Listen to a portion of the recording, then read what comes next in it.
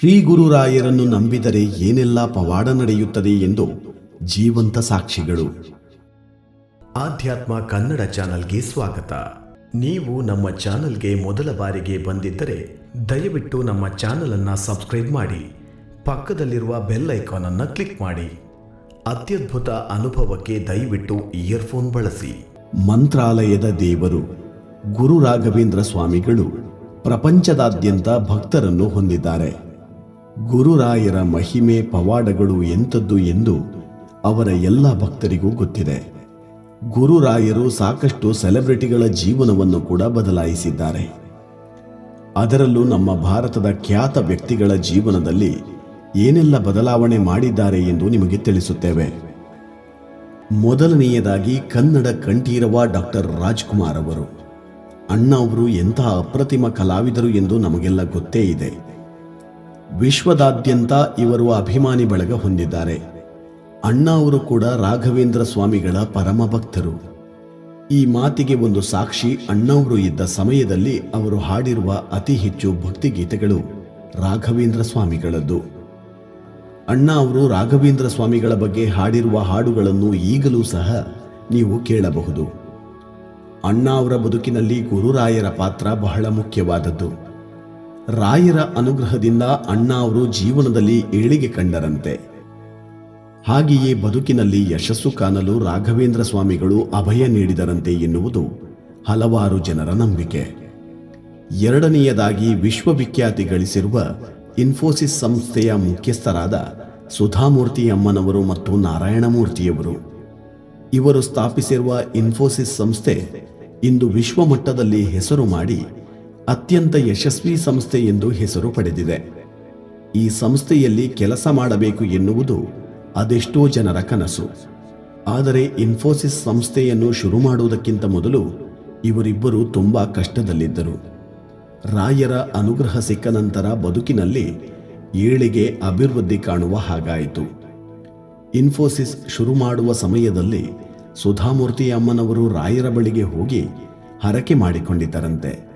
ನಿನ್ನ ಕೃಪೆ ಇರಬೇಕು ಎಂದು ಬೇಡಿಕೊಂಡಿದ್ದರಂತೆ. ರಾಯರ ಕೃಪೆಯಿಂದ ಇಂದು ಇನ್ಫೋಸಿಸ್ ಸಂಸ್ಥೆ ಇಷ್ಟು ದೊಡ್ಡ ಹಂತಕ್ಕೆ ಬೆಳೆದಿದೆ. ರಾಯರ ಮೇಲಿನ ಭಕ್ತಿಯಿಂದ ಸುಧಾಮೂರ್ತಿ ಅಮ್ಮನವರು ರಾಯರ ಆರಾಧನೆ ನಡೆಯುವಾಗ ಪ್ರತಿ ಸಾರಿ ಅವರೇ ನೇರವಾಗಿ ಮಂತ್ರಾಲಯಕ್ಕೆ ಹೋಗಿ ರಾಯರ ಸೇವೆ ಮಾಡುತ್ತಾರೆ. ಅಂತಹ ದೊಡ್ಡ ಸಂಸ್ಥೆಯ ಸಂಸ್ಥಾಪಕಿ ಎನ್ನುವ ಹೆಮ್ಮೆ ಇಲ್ಲದೆ ಸಾಮಾನ್ಯ ಮಹಿಳೆಯಂತೆ ಹೋಗಿ ರಾಯರ ಆರಾಧನೆ ನೋಡಿ ಸೇವೆ ಮಾಡುತ್ತಾರೆ.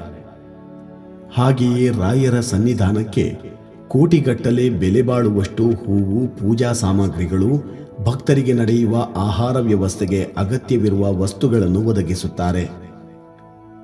ಮೂರನೆಯದಾಗಿ ನಟ ಜಗ್ಗೇಶ್. ಕನ್ನಡದಲ್ಲಿ ಸಣ್ಣ ಪುಟ್ಟ ಪಾತ್ರಗಳಲ್ಲಿ ನಟಿಸುವ ಮೂಲಕ ಕೆರಿಯರ್ ಶುರು ಮಾಡಿ ಬಳಿಕ ಹಾಸ್ಯ ಕಲಾವಿದನಾಗಿ ನಂತರ ಹೀರೋ ಆಗಿ ರಾಜಕಾರಣಿಯಾಗಿ ಜಗ್ಗೇಶ್ ಅವರು ಗುರುತಿಸಿಕೊಂಡಿದ್ದಾರೆ.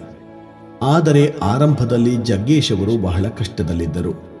ಒಂದು ಹೊತ್ತಿನ ಊಟಕ್ಕೂ ಕೂಡ ಕಷ್ಟಪಡುವ ಪರಿಸ್ಥಿತಿ ಜಗ್ಗೇಶ್ ಅವರದ್ದಾಗಿತ್ತು. ಆಗ ಜಗ್ಗೇಶ್ ಅವರಿಗೆ ಆಶೀರ್ವಾದ ಮಾಡಿ ಅವರಿಗೆ ಏಳಿಗೆ ಆಗುವ ಹಾಗೆ ಅನುಕೂಲ ಮಾಡಿಕೊಟ್ಟದ್ದು ಗುರು ರಾಘವೇಂದ್ರ ಸ್ವಾಮಿಗಳು. ಜಗ್ಗೇಶ್ ಅವರು ಪ್ರತಿ ವೇದಿಕೆಯಲ್ಲಿ ಇಂಟರ್ವ್ಯೂಗಳಲ್ಲಿ ಈ ವಿಚಾರ ಹೇಳುವುದನ್ನು ಕೇಳಿರುತ್ತೇವೆ. ನಾಲ್ಕನೆಯದಾಗಿ ಬಾಲಿವುಡ್ನ ಅಮಿತಾಬ್ ಬಚ್ಚನ್. ಇವರು ಕೂಡ ವಿಶ್ವಮಟ್ಟದಲ್ಲಿ ಹೆಸರು ಮಾಡಿರುವ ಭಾರತದ ಖ್ಯಾತ ಕಲಾವಿದ. ಬಾಲಿವುಡ್ನಲ್ಲಿ ಇವರ ಸ್ಥಾನ ಹೇಗಿದೆ ಎಂದು ಎಲ್ಲರಿಗೂ ಗೊತ್ತಿದೆ. ಆದರೆ ಒಂದು ಕಾಲದಲ್ಲಿ ಅಮಿತಾಬ್ ಬಚ್ಚನ್ ಅವರಿಗೂ ಹಣಕಾಸಿನ ವಿಚಾರದಲ್ಲಿ ಸಮಸ್ಯೆಗಳು ಇದ್ದವು.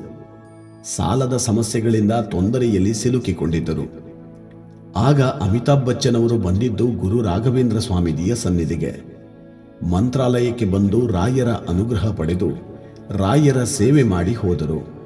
ನಂತರ ಅವರ ಕಷ್ಟಗಳೆಲ್ಲ ಪರಿಹಾರವಾಯಿತು. ಮನೆ ಹರಾಜಿಗೆ ಬರುವ ಮಟ್ಟಕ್ಕೆ ತೊಂದರೆ ಇದ್ದರೂ ಕೂಡ ಅದೆಲ್ಲವೂ ಪರಿಹಾರ ಆಗಿತ್ತು. ರಾಯರ ಅನುಗ್ರಹದಿಂದ ತಮ್ಮ ಸಮಸ್ಯೆಗಳು ಬಗೆಹರಿದವು ಎಂದು ಅಮಿತಾಬ್ ಬಚ್ಚನ್ ಅವರೇ ಹಲವು ಸಂದರ್ಶನಗಳಲ್ಲಿ ಹೇಳಿಕೊಂಡಿದ್ದಾರೆ. ಐದನೆಯದಾಗಿ ಸೂಪರ್ ಸ್ಟಾರ್ ರಜನಿಕಾಂತ್ ಅವರು. ಕರ್ನಾಟಕದವರೇ ಆಗಿರುವ ಸೂಪರ್ ಸ್ಟಾರ್ ರಜನಿಕಾಂತ್ ಅವರು ಇಂದು ವಿಶ್ವದಲ್ಲಿ ತಲೈವಾ ಸೂಪರ್ ಸ್ಟಾರ್ ಎಂದೇ ಗುರುತಿಸಿಕೊಂಡಿದ್ದಾರೆ. ರಜನಿಕಾಂತ್ ಅವರು ಇಂದು ಇಷ್ಟು ಎತ್ತರಕ್ಕೆ ಬೆಳೆದು ಸೂಪರ್ ಸ್ಟಾರ್ ಆಗಿ 100 ಕೋಟಿ ರೂಪಾಯಿ ಆಸ್ತಿ ಮಾಡಿರುವುದಕ್ಕೆ ಕಾರಣ ರಾಯರ ಅನುಗ್ರಹ. ರಾಯರ ಮೇಲಿನ ಭಕ್ತಿ ಗೌರವದಿಂದ ರಜನಿಕಾಂತ್ ಅವರು ವರ್ಷಕ್ಕೆ 1 ಸಾರಿ ಆದರೂ ಕೂಡ ರಾಯರ ಸನ್ನಿಧಿಗೆ ಹೋಗಿ ರಾಯರ ದರ್ಶನ ಪಡೆದು ಬರುತ್ತಾರೆ. ತಮ್ಮ ಏಳಿಗೆಗೆ ರಾಯರೇ ಕಾರಣ ಎಂದು ಹಲವು ಸಾರಿ ಹೇಳಿದ್ದಾರೆ. ಇವರೆಲ್ಲರ ಬದುಕಿನಲ್ಲಿ ರಾಯರು ತಂದಿರುವ ಬದಲಾವಣೆಗಳನ್ನು ನೋಡಿದರೆ ರಾಯರ ಅನುಗ್ರಹದ ಬಗ್ಗೆ ಅರಿವು ಮೂಡುತ್ತದೆ. ಕಾಲ ಎಷ್ಟೇ ಮುಂದುವರಿದರೂ, ಆಧುನಿಕ ತಂತ್ರಜ್ಞಾನಗಳು ಬಂದರೂ ಕೂಡ ದೈವಾನುಗ್ರಹ ಇಲ್ಲದೆ ಏನನ್ನೂ ಸಾಧಿಸಲು ಆಗುವುದಿಲ್ಲ ಎನ್ನುವುದನ್ನು ಅರ್ಥ ಮಾಡಿಕೊಳ್ಳಬೇಕು. ನೀವು ಕೂಡ ಒಳ್ಳೆಯ ಮನಸ್ಸಿನಿಂದ ಶ್ರೀ ಗುರು ರಾಯರನ್ನು ಭಕ್ತಿಯಿಂದ ನೆನೆಯಿರಿ, ಆರಾಧನೆ ಮಾಡಿ. ಜೀವನದಲ್ಲಿ ಎಲ್ಲವೂ ಒಳ್ಳೆಯದಾಗುತ್ತದೆ. ಇಂತಹ ಮತ್ತಷ್ಟು ವಿಡಿಯೋಗಳಿಗಾಗಿ ನಮ್ಮ ಆಧ್ಯಾತ್ಮ ಕನ್ನಡ ಚಾನಲ್ ಅನ್ನು ಸಬ್ಸ್ಕ್ರೈಬ್ ಮಾಡಿ, ಪಕ್ಕದಲ್ಲಿರುವ ಬೆಲ್ ಐಕಾನ್ ಕ್ಲಿಕ್ ಮಾಡಿ.